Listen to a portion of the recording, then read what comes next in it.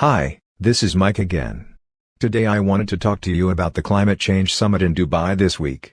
This doomsday climate change rhetoric is nothing more than a way to cripple the US and the Western world, which is probably why China and Russia seem to be supportive of our transition away from reliable energy sources to wind and solar electricity.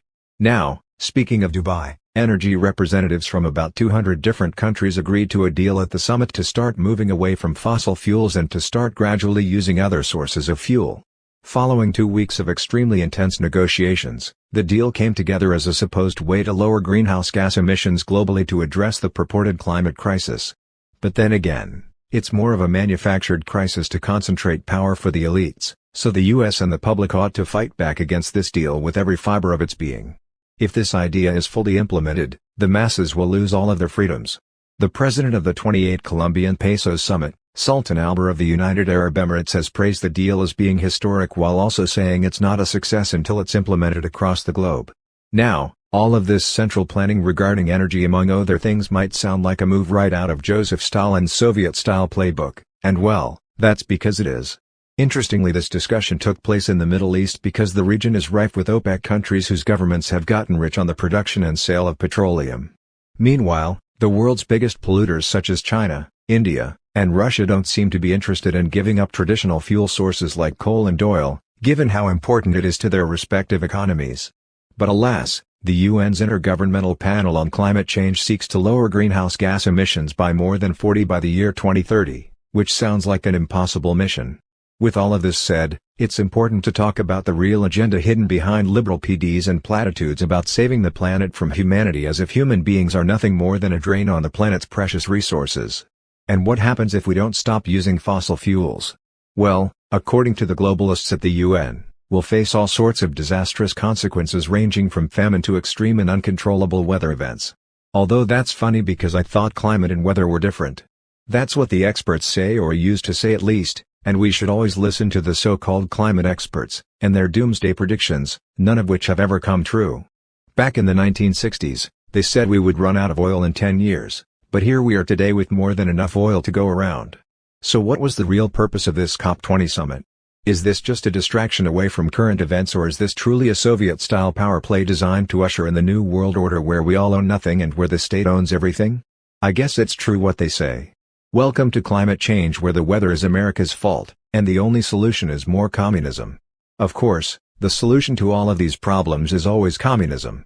I think that pretty much sums it up well. And I agree with my previous statement that this is Soviet-style central planning that simply must be stopped.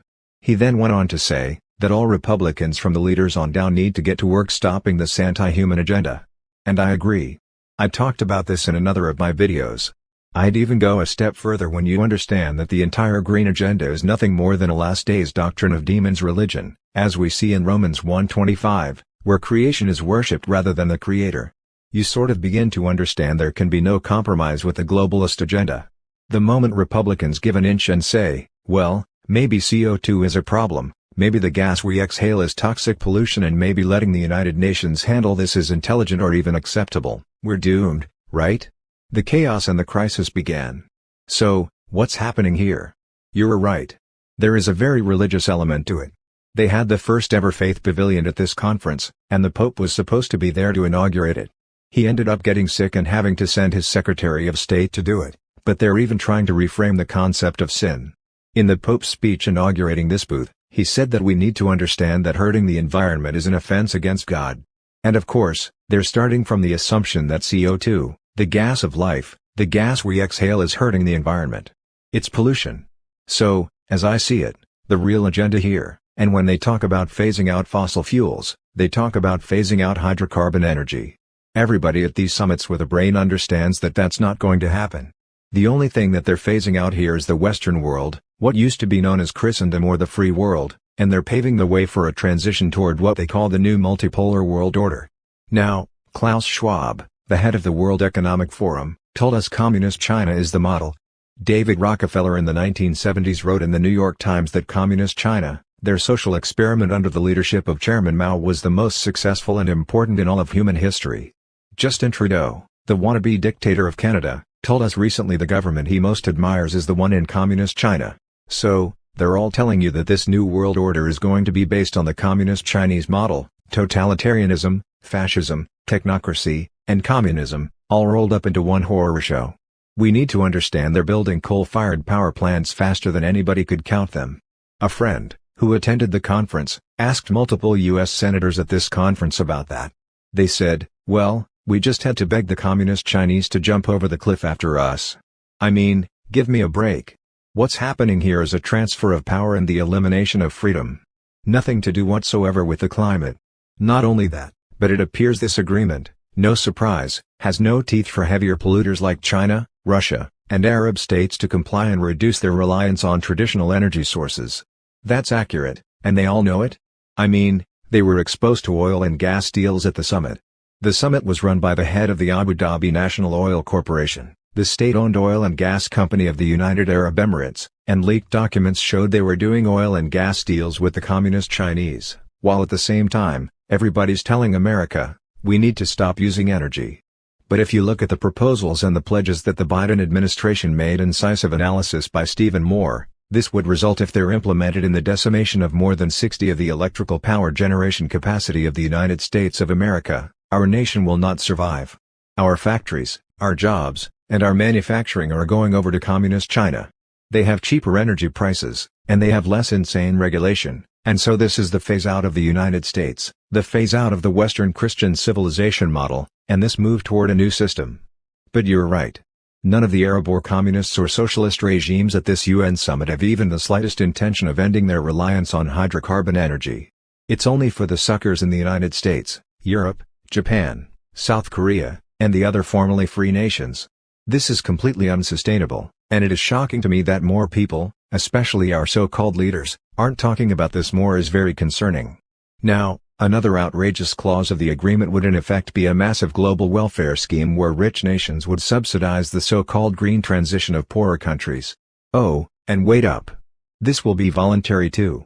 So lo and behold, this will be sort of a secondary vehicle for the West to give away its cash and ultimately fast-track our economic suicide. That's a perfect way to put it. This is economic suicide by the formerly free nations of the West.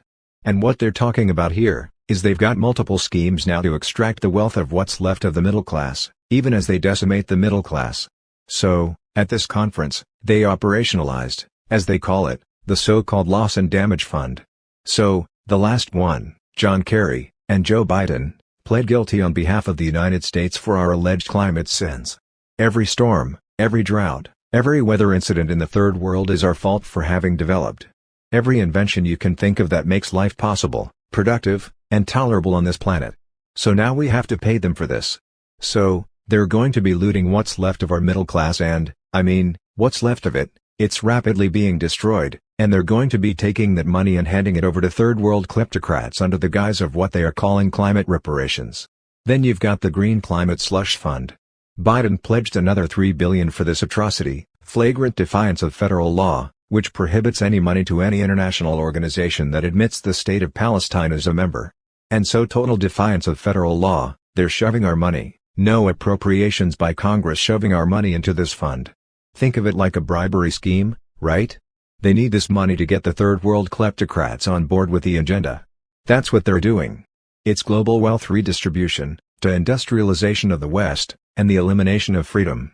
And if that didn't sound bad, there's more. The U.S. and Western governments are pledging hundreds of millions for a new loss and damage fund that will serve to become a sort of global reparations vehicle administered by, you guessed it, the World Bank.